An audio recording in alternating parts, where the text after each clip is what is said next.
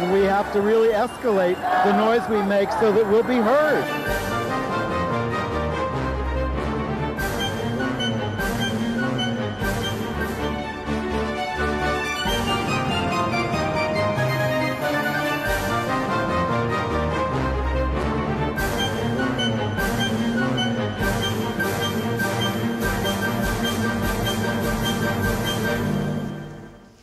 Welcome to Gay USA. I'm Andy Humm. I'm Ann Northrup.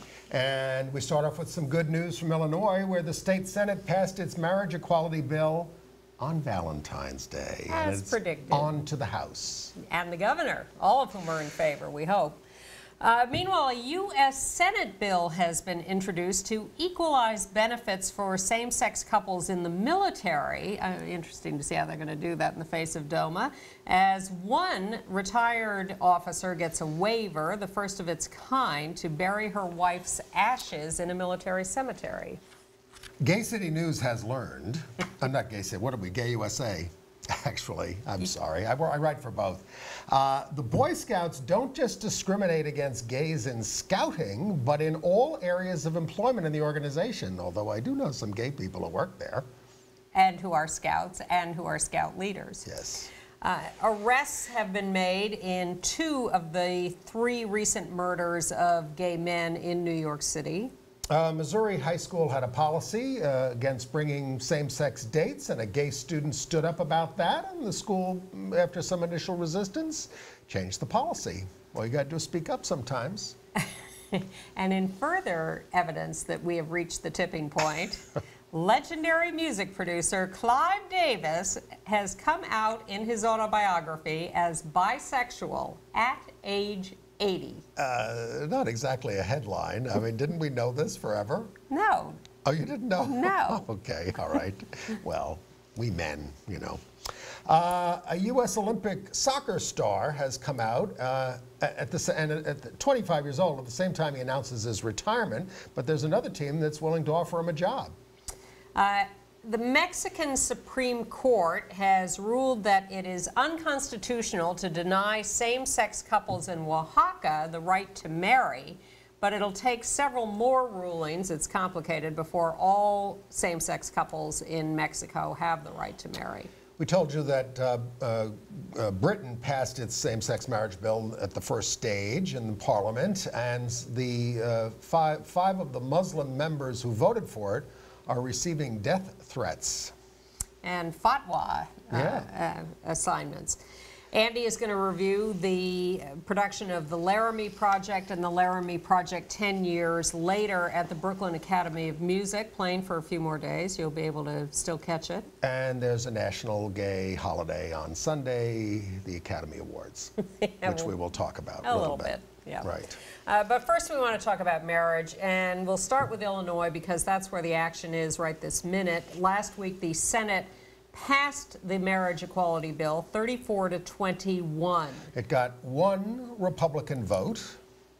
It lost a few Democratic votes, but still had plenty to pass. Now the House, you know, they thought the House was going to be a somewhat heavier lift. It looks a little tighter in the House, but they're optimistic that it will pass. There's a Democratic majority in the House, but as with the Senate, perhaps not all Democrats will vote for it. Right. But we're looking good there, and then the governor would have to sign it, and then it would go into effect in 30 days. You remember that we got civil unions in Illinois just within the last 2 years. Now, if marriage does pass, civil unions can convert in a couple of ways. Either you can have a marriage ceremony for which the fee would be waived, since you've already paid for the civil union, and then you would immediately become married, or you can just wait a year and passively have the civil union convert to marriage. Does it automatically become a marriage if you don't get out of the civil union? Yes. So they're not going to have civil unions anymore? No, they are going to have civil unions, I think. Oh, I've just said something that's a little complex, haven't I? Yes. Well, we'll have to look into that. Some places abandon their civil unions after, which I don't think is right. I mean, I think they should keep these options on the table because there are some gay people and there are some non-gay people who would rather not enter the institution of marriage. who would appreciate the opportunity to have something like a civil union just to cover some rights and benefits. And well, we need to investigate this because clearly we Right. don't have enough information. We will remind you that marriage has also passed in the House in Rhode Island some weeks ago and is still awaiting a vote in the Senate there. We knew it was going to take a while, and it hasn't happened yet, but that's also on the table. You know, apropos of all this voting on marriage, we talked about the fact that Wyoming a couple of years ago beat back a constitutional amendment against same-sex marriage, but I didn't know the whole story until I saw the Laramie Project 10 years later. And, you know, by that time they've got a lesbian legislator, and she's sitting there going, whoops, banging the table and saying, we're going to lose, we don't have the votes, and she's sitting there very glum, and then this powerful Republican stands up and says, hey folks, we're known for just two things in this country, you know, Matthew Shepard and Brokeback Mountain. And he says, you know, if we put this amendment on the floor, you know, and into the state where we have a statewide vote, we are going to tear this state apart. We're going to set family members against family members, you know, colleagues against colleagues. Please don't do it. And they vote. All of a sudden, you know, a speech made a difference in a legislature, and they defeated the amendment. I see. He was speaking against the constitutional amendment. I get it. Yeah. Okay. It turned Nice. things around. I mean, that rarely happens. Usually Yeah. everybody's made up their minds when they come in and, you know. Okay. And, you know. In Minnesota, a senator and a House member introduced a marriage bill this week. The right wing is holding a big rally at the Capitol on March 7th to oppose this, but we are forging ahead to attempt to get a pro-marriage vote in Minnesota after having beaten back the constitutional amendment there last year. In Delaware, where we are hoping for a vote on same-sex marriage this year, three of the biggest labor unions in the state have come out for it. That's the AFL-CIO, the Delaware Building and Construction Trades Council, and the Public Employees Council have asked me. And this is very important because, you know, some of the only muscle and money we get behind a lot of our efforts come from labor unions, and it really makes a big difference. It certainly made a difference in New York. And in Rhode Island, more than 60 business leaders have gotten together to form something called Business Leaders for Marriage Equality. So more and more, there are these coalitions forming. And in fact, there is something called the Respect for Marriage Coalition, which is an organization combining LGBT groups, labor groups, civil rights groups, women's groups, a bunch of people, and they have just put together a television commercial that they are starting to run on cable stations and on the Sunday talk shows. They've spent $1 million to buy time in these places. They've also put together a print ad. But here is the commercial they're running on television for marriage. None of us would want to be told we can't marry the person we love. That's why a growing majority of Americans believe it's time to allow marriage for gay and lesbian couples. When couples are committed, they ought to have, I think, the same sort of rights that everyone has. Allowing them to live together with the protection of law, it seems to me, is the way we should be moving in this country. Freedom means freedom for everyone.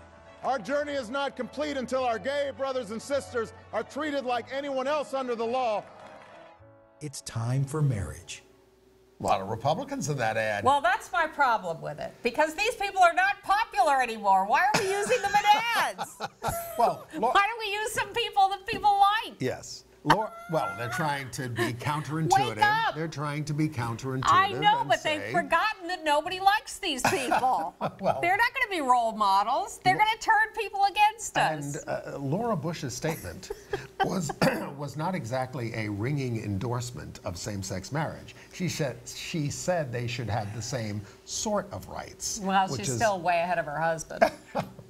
What, who's sending nude photos out of himself? Those paintings are kind of cute.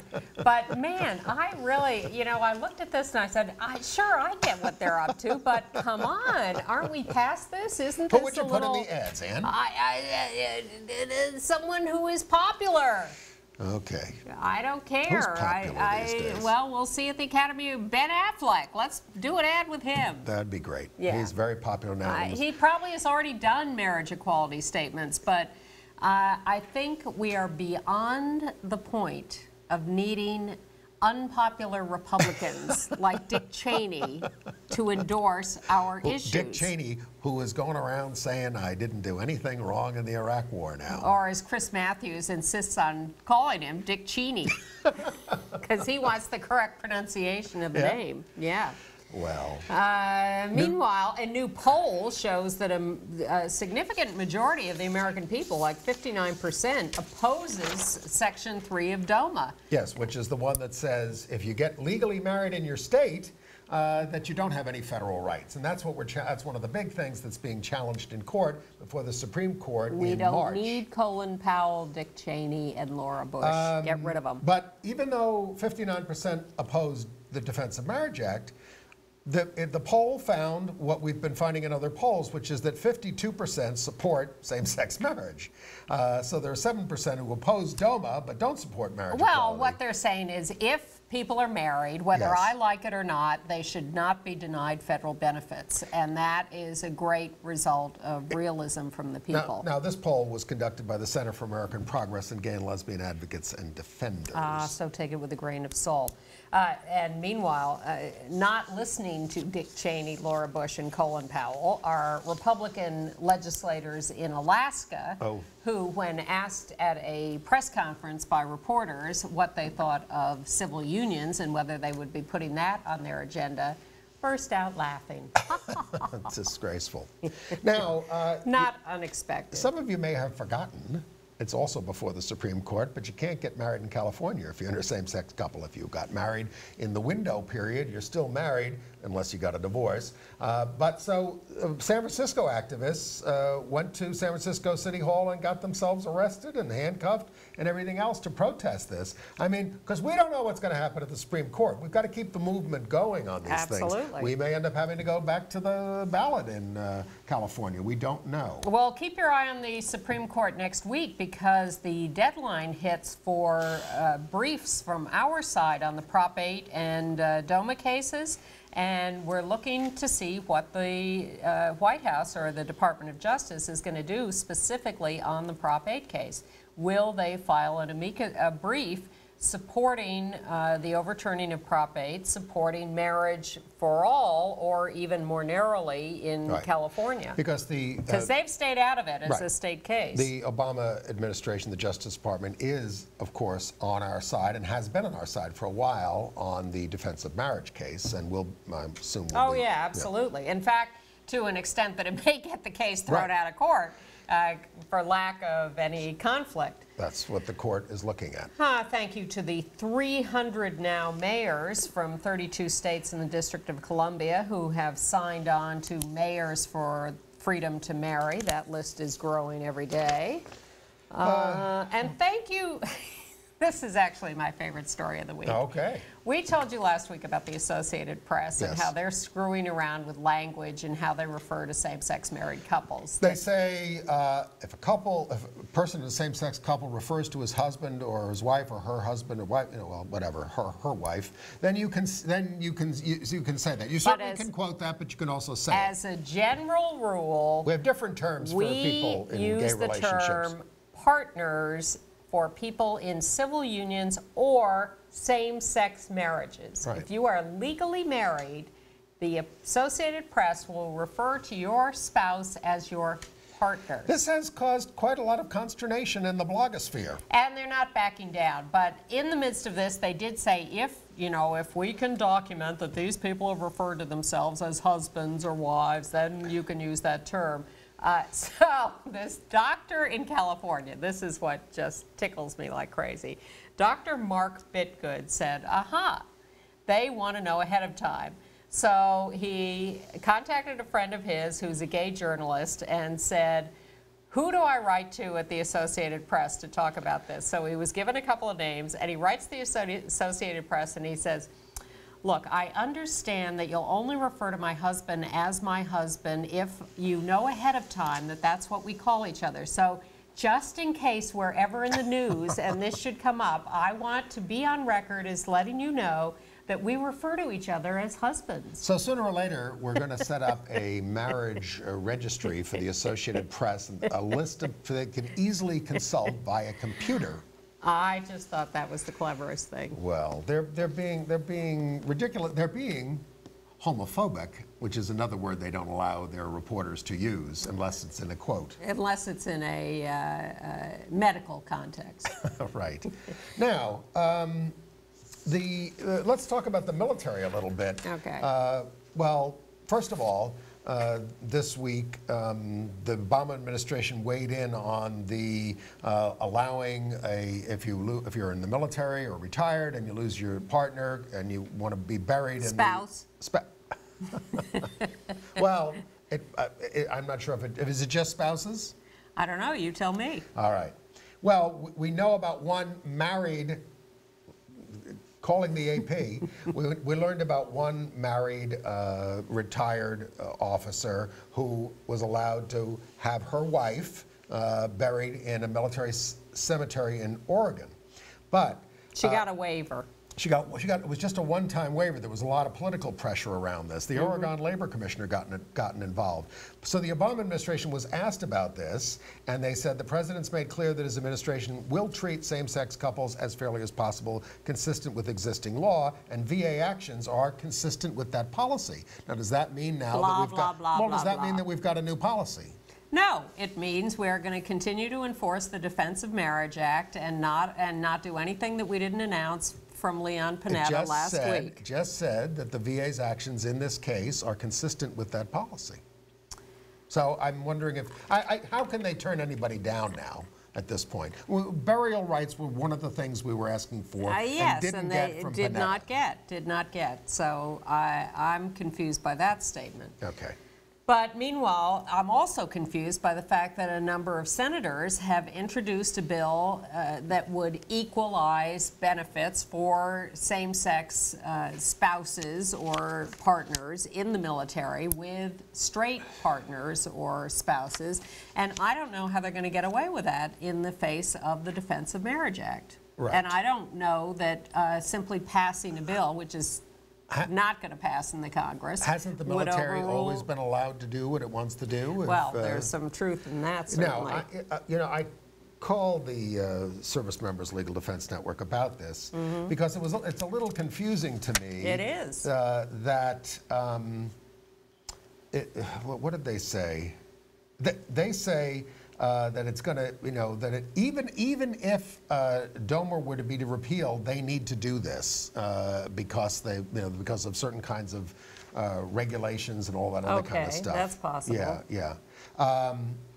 Because they address entirely separate laws governing support and benefits for military members and veterans. So it's like they're a law unto themselves. They have all these separate regulations. Look, when the sodomy laws were struck down, by the Supreme Court, didn't apply to the military. Exactly. Yeah. That was back in 2003. I believe that law is gone now. Okay. Well, we'll see. All right. Not gone, however, is the law in Puerto Rico that restricts second parent adoption to same-sex couples.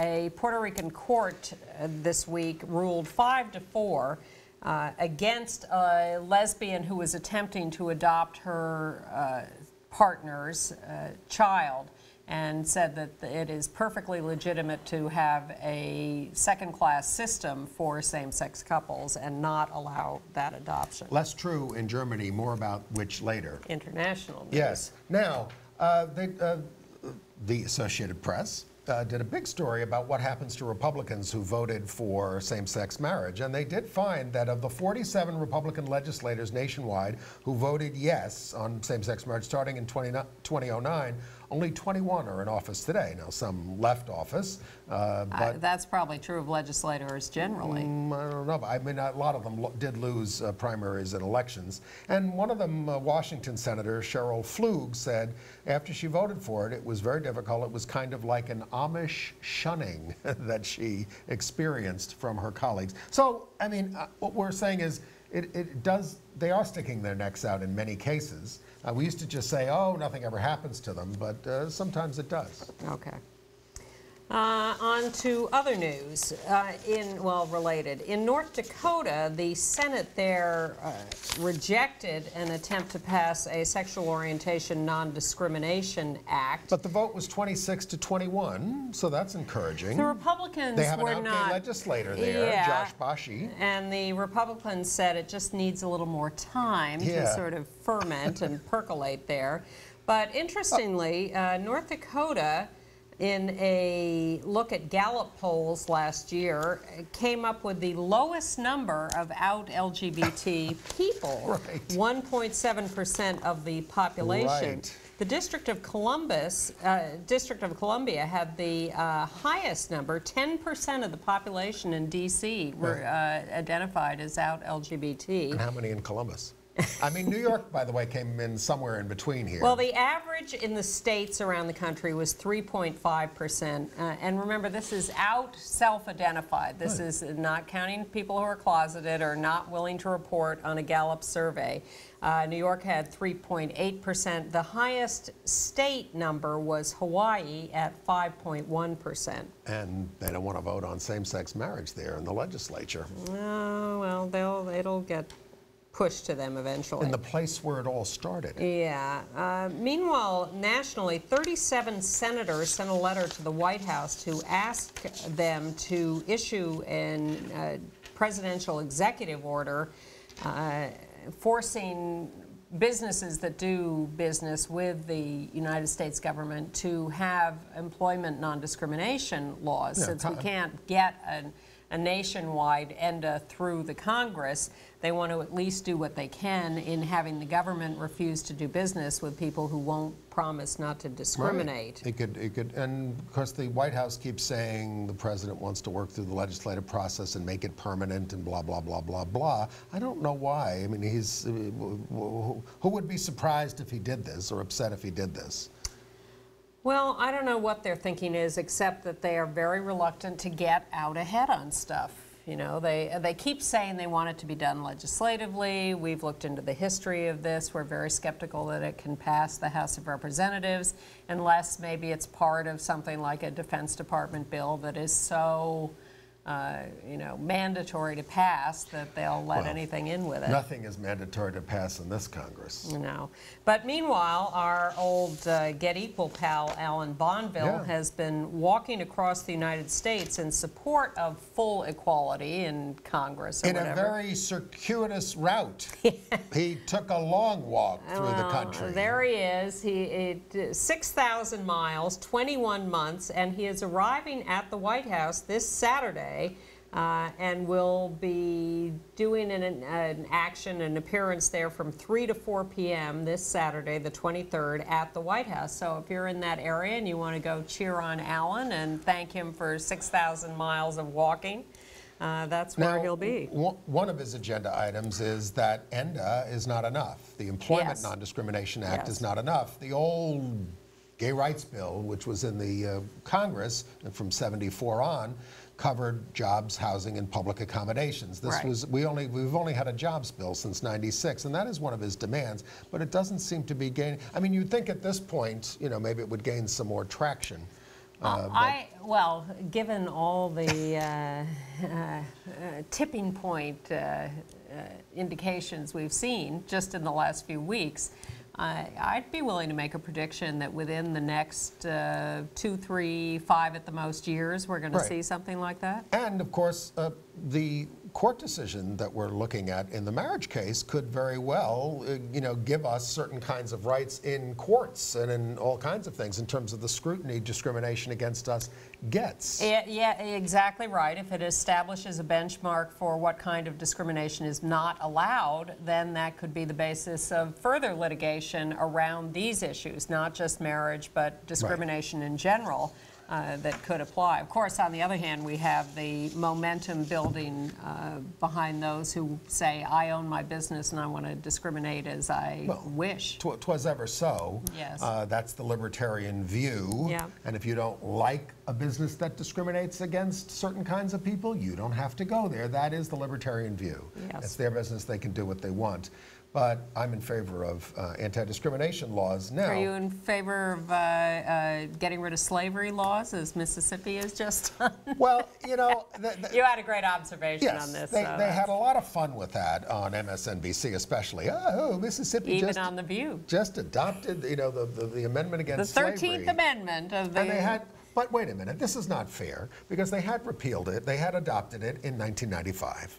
They just didn't transmit it to the United States Archives or something. All right, so we're making big jokes. Yes. But the point is there are lots of unconstitutional laws that are still on the books in states, especially the anti-sodomy laws, which were on the books in 15 states, 13 states when the court ruled, and I think only a few of them have actually gone ahead after that and gotten rid of the sodomy laws, and people still get arrested under these unconstitutional laws, and then they have to go through some kind of a procedure. They can be listed in the paper as arrested for sodomy, and they are, and then they, you know, have to go through some sort of a procedure to get that out. This is why I think the guiding principle of the human race is inertia, but I think it's actually more evil than that, because when there is a Supreme Court decision that says you cannot prosecute people for private consensual conduct, and states just deliberately ignore that and don't get rid of not only don't wipe these laws off the book actively, but then go ahead and try to keep enforcing them, right. You know, that is evil. Yes.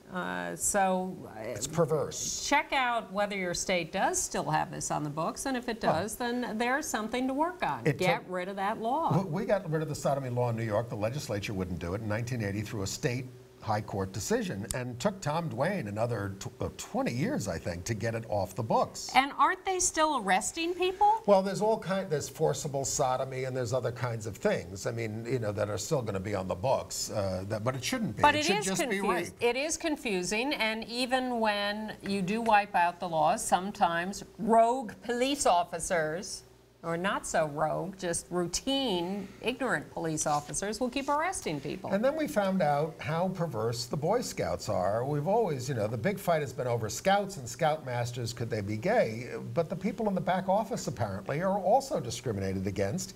They have an internal jobs policy that is says they don't employ gay people, period. You know, this is insane, but they do it. I can't say that surprises me in the least. And it's only illegal in some states to discriminate in employment. Well, that's true, because we don't have the Employment Non-Discrimination Act. Exactly. But don't forget, there are religious exemptions to the human rights laws in many cases. I mean, the Catholics don't have to hire women priests or openly gay priests. And they're still operating under the Supreme Court order that defined them as having a religious core. Yes, so that maybe they can get away with this kind of discrimination. So, in California, State Senator Ricardo Lara, who is openly gay, and Equality California have introduced a bill, this is interesting, that would end the state tax exemption for all youth groups, including the Boy Scouts, that continue to discriminate in this way. Well, they're not going to get away with that. Would that apply to the Catholic Church as well? No, which is why they're not going to get away with it. I'm surprised they could even try this. Well, I mean, you know, all these laws about don't forget, a lot of money goes to church-related groups that are very anti-gay. It's government money, but it's usually through some arm of the church that says it does not discriminate. Yes. So maybe this could. I mean, technically, Catholic Charities is not supposed to discriminate in the provision of services or in hiring or anything else. But I believe that if you tested it out, you would find out that they do. Well, they do in terms of adoption, and that's why they've dropped that service in places that have called them on the carpet for it. But the city of Berkeley did stop giving special privileges to the Boy Scouts because they do discriminate, and so maybe this law will have more of a chance than I originally thought. Right. All right. Well, speaking of the police, we need to give credit to the New York Police Department for making some arrests in a couple of murders of gay men. Yes. We've told you about 3 recent cases where gay men were murdered in New York City, and in 2 of those cases, arrests have been made. One in the killing of Joseph Benzinger seems to be an ex-lover. someone he knew. He knew. That killing was on February 9th. Charles Romo. Charles Romo was killed on January 28th. They've arrested 3 people. 3 homeless people. That's how they describe them. So they're looking at that as having a strong robbery component. Unclear how much of it was discrimination-based. Council member Danny Drum, is out there who, this happened in his district, out gay, and he had a press conference about this, and he made the plea that we've been telling you to do. Make your dates as safe as possible online, and the best way to do that when you meet people is to meet them at a neutral location where you're going to be seen with other people. As much as possible, make sure a stranger that you bring home is seen by other people, so that you can be identified, that they can be identified if anything happens to you, and it will inhibit them from doing anything to you. Yes. Also in Pace, Florida, which is near Pensacola, 18-year-old Jesse Jeffers, who was living in a trailer there, had his trailer vandalized outside and inside, spray painted with anti-gay slurs, swastikas, KKK symbols, God don't love you written on his trailer. And the nice part of this story is that when this happened, dozens of volunteers came together to repair his trailer. Everyone from members of the ACLU to youth groups to Christian groups showed up to fix his trailer and say, this is not acceptable in this town. Absolutely fantastic. Really nice. That's what we need, like what happened to the guy who had his car vandalized. Exactly. I love that story. Yeah. Well, let's give them some good news from Florida, where the University of Central Florida is establishing gender-neutral restrooms around the campus, 9 of them especially for transgender students. Oh, good. Because it's problem otherwise. Well, and in Massachusetts, the education department there has issued a directive that, based on the state having passed a non-discrimination law a few years ago covering gender identity and expression, saying that transgender students must be respected as the gender with which they identify in terms of bathrooms, locker rooms, pronouns. And this is interesting because there was a guidance from the state legislature on this that specifically excluded public accommodations such as restrooms, locker rooms from their 2011 bill on transgender rights, but the education department said school restrooms aren't public accommodations. We're talking about school facilities. It was really, yes, sharp of them smart and to good. do that. Yeah. Yeah. And good news from Scott County, Missouri, where, yes, the schools there had a prom policy saying that same-sex couples were not welcome. Have I got the right state there? Yes, it is Missouri. Okay. But they were threatened with a lawsuit, and they have changed their prom policy. And we got a picture of Stacy Dawson was the student, the gay student, who challenged this policy and succeeded. But let's put up the Scott County Central High School. Look, the name of the school is the home of the Braves, and obviously Stacy was... It's not the name of the school, well, it's their slogan. The nickname. Yeah, and Stacy is obviously a very brave student to bring this up. Yes. He said he was very depressed when he heard about the policy, but he just challenged it. And the Southern Poverty Law Center was the group that challenged it as discrimination. Okay. And we always win in these cases. Always. That's all you have to do. But it does require people to stand up sometimes. Yes. Like those brave people in Mississippi who stood up against slavery this past week. Exactly. Okay. All right. A big fund has been set up for LGBT dreamers under the DREAM Act, who want to get their citizenship, these young people who, under the new act. And a lot of LGBT groups are kicking in some money. It's a $465 fee, and they've already raised $100,000 to help 200 young people apply for relief. Oh, good. Well, there's been some standing up in New York City around the LGBT Community Center. Did we talk about this 2 years ago when it happened? I guess so. Yes, at length. Big controversy. We had a panel on it practically. Yeah. The center, there was a group called Siege Busters and then a group called Queers Against Israeli Apartheid.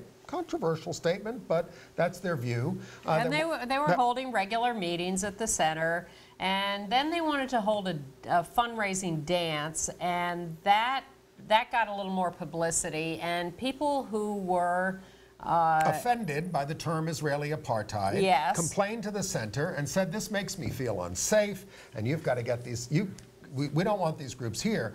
So the center had a big town meeting, which was moderated by Ann Northrup, where I thought a lot of reasonable points were made, and I thought there was going to be a process where a new policy could have been come up with. Instead, the center just said, behind closed doors at their board, where you can't even find out where their board meetings are, said, no more discussion of Israeli-Palestinian issues at our community center, and this was very depressing. Everybody out. This was very depressing, and you don't many requests to the board to have meetings with them to discuss this. Refusal. No meetings. We won't talk to you. We had nothing. Demonstrations against them, all kinds of things. So finally, out of the blue, some deal was brokered to end the moratorium. Well, the moratorium was then in effect for 2 years. Yeah, 2 years. So now, 2 years later. Although Queers Against Israeli Apartheid would go in and have its meetings in the lobby of the center. Well, then they don't have to pay rent. That's right. It's a good solution. And they didn't get arrested. No, they didn't, because there was a sort of don't ask, don't tell policy in effect. They did remove the benches every time they knew they were coming. And I think they eventually stopped showing up. Yeah. So 2 years goes by, and now the old Siege Busters group, or Queers Against Israeli Apartheid, call up the center and say, look, we want to hold a meeting there for Sarah Schulman, legendary author, frequent guest on this show. Who's written a book about kind of all these issues. Has visited Israel and Palestine, has looked into all this, and has been an outspoken critic of Israel, but not in a way to destroy Israel, but to question their policies. And she's written a new book called Israel, Palestine, and the Queer International. She's written 17 books. She's a professor in the CUNY system, City University of New York system. And so she wanted to just hold a session at the center, as people do, to read from their book and hold a conversation. And the group called up to schedule this, and they were told no by the center. And given no explanation. They just said you violate the policy. Yes. Which is a very vague policy. So they publicized this, and lo and behold, this, having Sarah attached to it, suddenly became a sort of celebrity face of it. Oh. I mean, the article I wrote about Ed Koch being gay after he died was the most read article in the history of the Gay City News. Yeah. That's where it goes. Until the Sarah Schulman article by Duncan Osborne has gotten more. I got 10,000 hits. He's gotten more out of this article. And this seemed to really, people got it then. Yes. You're making this a place of censorship. Stop it. And you're getting public funds and being a place of censorship. And that's when Chris Quinn, as Speaker of the City Council, reportedly jumped in and said to the center, okay, that's enough. I'm going to have to withdraw public funding from this organization. Do you think she perhaps. said that? Yes, I do. I don't have evidence of that. That's well, she brokered a deal anyway. Yes, she because did. Don't forget, we felt that political pressure was behind the original ban, coming from certain politicians who shall remain nameless at this time.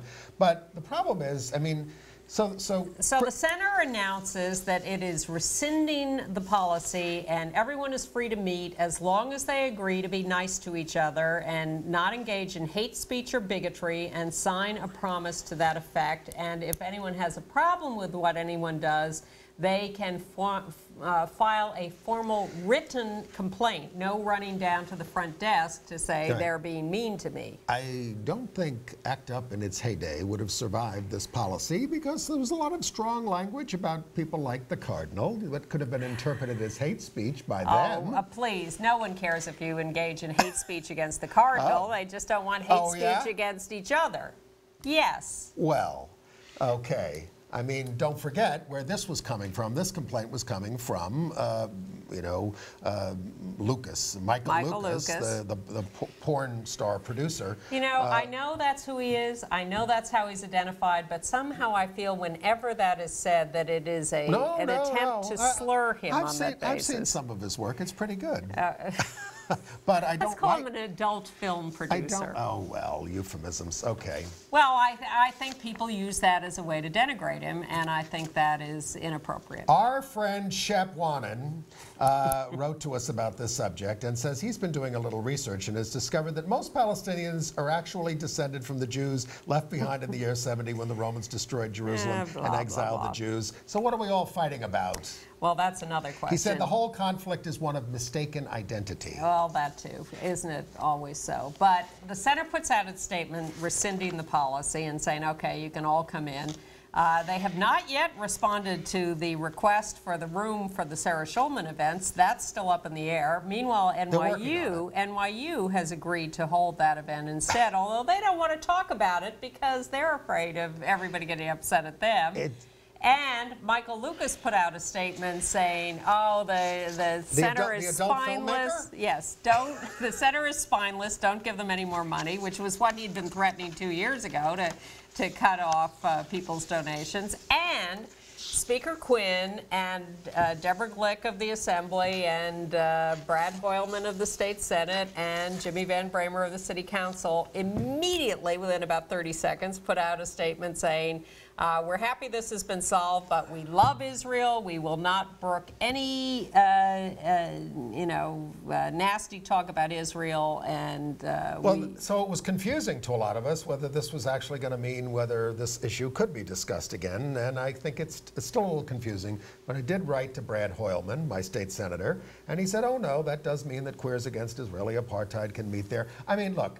We're not even taking, even if you're not taking sides on these issues, it's very important to stand up for free speech. That's our only interest in this is free speech. That's what it's all about. Yeah. And no, we don't believe people should be violent to each other in the center in any way, or we would certainly shut that down. But free speech, free speech. Okay. It's a community center. It should be available for everybody. Well, and let's not lose sight of the fact that the other demand that we were trying to make is that the center open its board meetings, hold open meetings, really work with the community. Yeah. In San Francisco, they have a law which says if you get public funds, you have to have open board meetings. I mean, we've lost community control about almost all our groups these days, and I think it's very sad. It's wrong. All right. Well, let's move on to international news. Yeah, sure.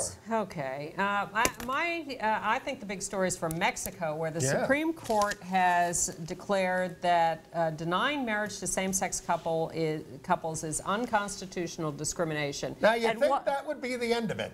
No, wait. But what did they base this on? Yeah. All right. Loving versus Virginia and Brown versus Board of Education in the United States. See, our justices are loathed, not Anthony Kennedy, but are mostly That's a mild statement. loathed to look at international precedents around law, because America knows best. But anyway, Mexico did this, but it sounds, they call it a sweeping decision, but it only applies to Oaxaca. And it only applies to the plaintiffs in the Oaxaca case. So far. What it is a decision affecting 3 couples, and if they get rulings affecting 2 more, then it becomes a national ruling. Yeah, ultimately you've got to have apparently 5 rulings before it changes the law? Yes, 5 cases. Yeah. Now, this in fact was a ruling that happened originally in December, but this is the whole explanation of it and final complete decision. What they cited in citing the U.S. cases was the concept of equal protection, separate is not equal, there is historical discrimination against LGBT people. So it's just a brilliant thing. They also cited a ruling in the Inter-American Court where you may remember the lesbian mother from Chile had been fighting her ex-husband over custody, and the Inter-American Court had ruled in her favor, and the Mexican court cited that too. Yeah. And there are more cases going to the Inter-American Court for marriage rights, so it may become legal all over Central and South America before it does here. Now, I'm an American. Are we part of the Inter-American Court? No, we get because anything from that? as you said, we believe in American exceptionalism. It's too bad. But people laugh at us for calling ourselves American when, in fact, America refers to a much broader area than just the United States. And it's named after an Italian guy. Amerigo Vespucci? Yes. Okay. All right, so some good rulings out of Europe. The Euro Court ruled in an Austrian case that the Austria Civil Code discriminates against a partner in a same-sex relationship by making it legally impossible to adopt the biological child of the other partner, while it permits second-parent adoptions for unmarried heterosexual couples. And a German court has improved the adoption rights of same-sex couples, not fixed it completely, but made a great leap forward. Yes, they in call it allowing an historic step. Yeah.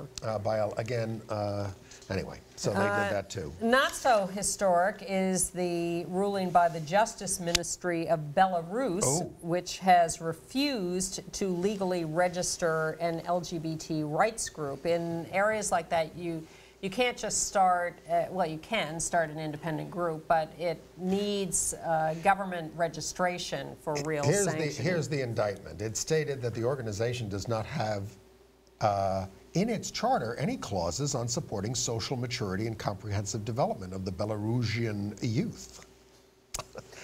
Blame it on the children. But exactly, I mean, this is the thing they use against us all the time. 2 gay men in Singapore have brought suit in a court there to challenge the local sodomy law. And a gay man in Singapore has sued a big department store, Robinson's, for harassment and constructively firing him by forcing him to quit. So in Britain, we told you that they passed the same-sex marriage bill in the parliament. It's still got a ways to go before it becomes law.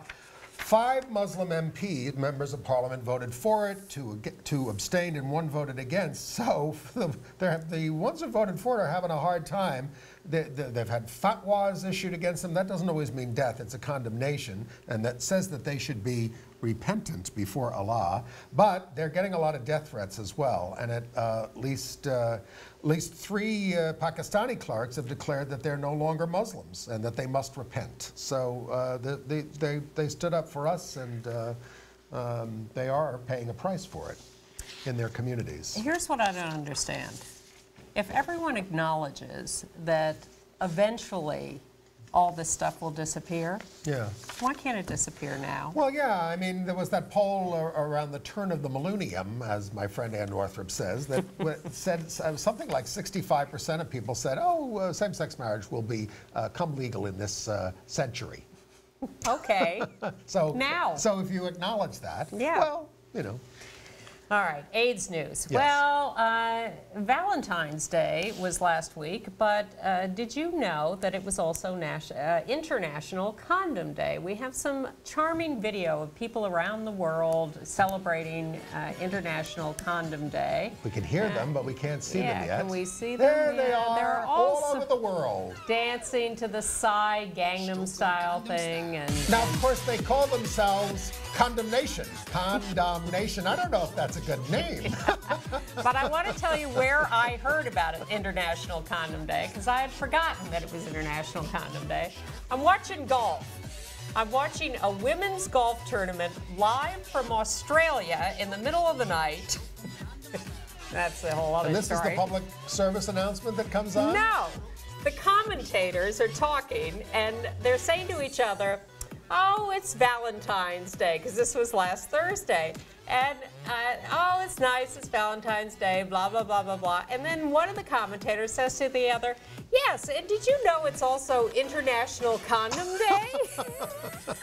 You know, now that I think of it, I mean, I've been thinking of writing a story, or maybe even a book, about people who are sexually active and are able to stay HIV negative, you know, and how what's their strategy, how do they do it, all that kind of stuff. I think it's necessary, since I keep hearing about people who are getting infected. I wonder, maybe I could interview Tiger Woods about it. Nobody ever asked him about that stuff. Well, he was very sexually active, and he did a lot of stuff, and, you know, to our knowledge, he's not... Is this your way to get to Tiger? No, but I just thought Obama of it. got to Tiger. I hadn't thought about it, but you brought up the golf angle. I see. Okay.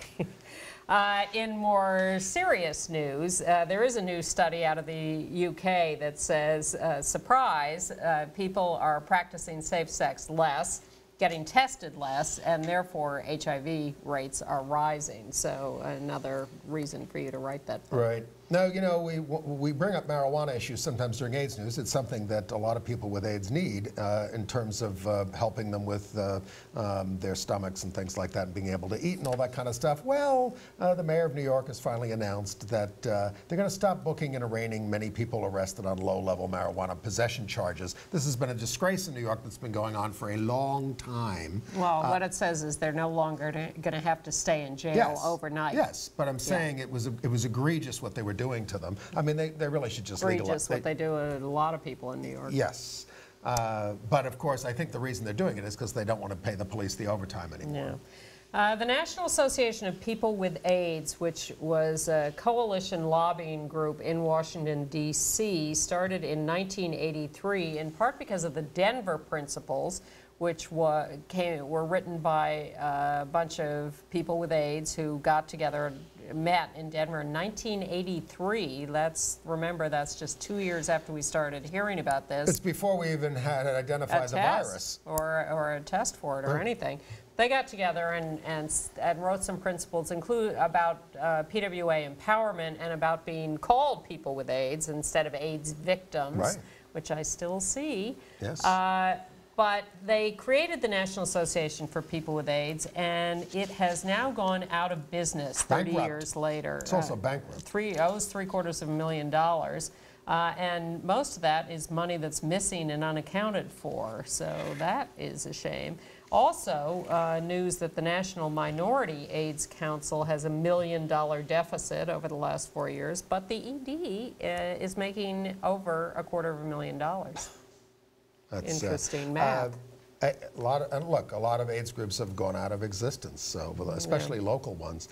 And how do we feel about Facebook shutting down its gay barebacking page? Well, as we have said earlier in this program, we are for free speech. Yeah. You know, barebacking is a loaded term. I mean, you know, just like unprotected sex. Porn star is. Yes, it is. But it was a bareback page, and 20,000 people said they liked it.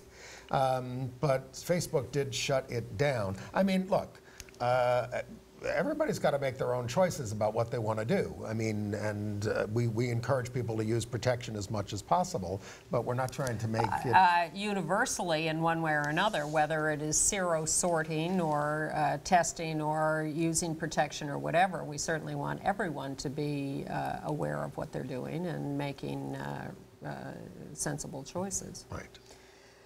But Facebook is somewhat paternalistic, is it not, on a number of bases? Oh my goodness, a lot of stuff? All right. Well, here's a stopped clock is right twice a day piece of news. Senator Barbara Boxer and Senator Dr. Tom Coburn, the conservative from Oklahoma, have introduced the HIV Organ Policy Equity Act, which would attempt to lift the 1988 ban on research on organ donations from people who are HIV positive to people who are HIV positive. There is a law banning even researching this. Well, help me on the science. I mean, is there a reinfection issue with any of this stuff in terms of different strains of the virus? If we can't research it, we don't know, do we? No. And if the immediate problem is a need for a life-saving organ, that might trump concerns about reinfection. And also, strange bedfellows, co-sponsors on this act, Tammy Baldwin, Rand Paul. He's a libertarian. Yeah. He says if you want, he'd probably say if uninfected people want it, they can have it as long as they know what the information is. Sure, why not? All right. Entertainment news? Sure. Well, I mean, I saw Annie on Broadway a couple of months ago, and I liked it. But reason to go back might be that Jane Lynch from Glee is taking over the role of Miss Hannigan from Katie Finneran. Reason for me to see it for the first time. A couple of little headlines. Robbie Rogers, a 25-year-old member of the U.S. soccer team at the 2008 Olympics, has come out. He's a professional soccer player, and he announced it in conjunction with his retirement. And then another the Chicago team. Another team said, "Hey, you know, we'd be happy to have you." The Chicago Fire. So there are a lot of soccer fans who are asking him to unretire and come back and play. Come back, Shane. And at the other end of the timeline, Clive Davis, legendary music producer, Whitney Houston, Aretha Franklin, head of Columbia Barry Records, Manilow, and then Arista Records, has written an autobiography, The Soundtrack of My Life, in which he talks about his bisexuality, his relationship now with a man for several years. He'd been married a couple of times. He had a first sexual encounter with a man during the end of the Studio 54 era. He had been imbibing in alcohol, he says, and he was open to responding to sexual... That's enough information. Being with a man, he writes, provided welcome relief. Let's go back to the Olympics. President Obama has written a letter to the International Gay Games endorsing Orlando, Florida to be chosen for the 2018 Gay Games over London, Paris, Amsterdam, and Limerick, Ireland. The 2014 Gay Games will be in Cleveland. Thank you, President Obama. I saw the revival of the Laramie Project at the Brooklyn Academy of Music. It's only running until February 24th there. But, you know, this is a play you can see almost anywhere in the country because it's the most produced play in the last 10 years around the country, mostly at schools, colleges, high schools, those kinds of things.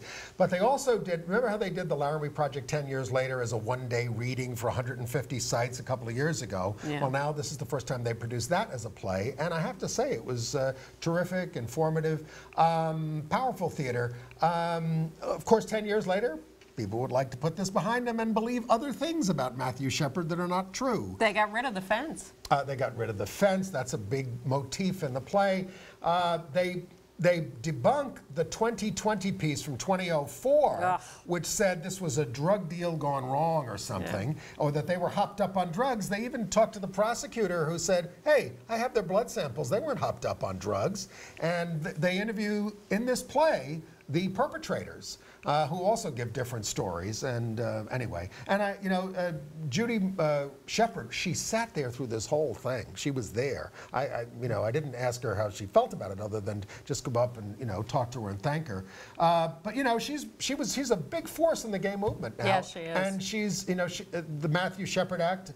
Matthew Shepard James Byrd Act is the hate crimes act that passed in 2009. And I asked her about that, and because a lot of us have misgivings about hate crimes laws, and she said, hey, it's not perfect, but she said it was the first time we ever passed anything positive that had sexual orientation, gender identity in it, and it has led to these other things. It had to happen first. It's true. So she's right about that. Oscars this Sunday night, things to watch for. Will Tony Kushner win the Screenwriting Award for Best Adapted Screenplay for Lincoln? He's gay. He is. Will David France and How to Survive a Plague win Best Documentary? I suspect not, but it'd be nice if they did. It's the longest documentary. I mean, it's in the longer documentaries, not the full features. documentary. In short docs, our old pal Cynthia Wade is nominated. Right. We can keep an eye on her, so we'll be watching the Oscars. And we'll be watching The Amazing Race, where I didn't think there were any gay contestants, but now I think Joey is gay, and Shep wonders whether those doctors, the twins, might be gay. Okay. We'll watch that, and we will see you next week.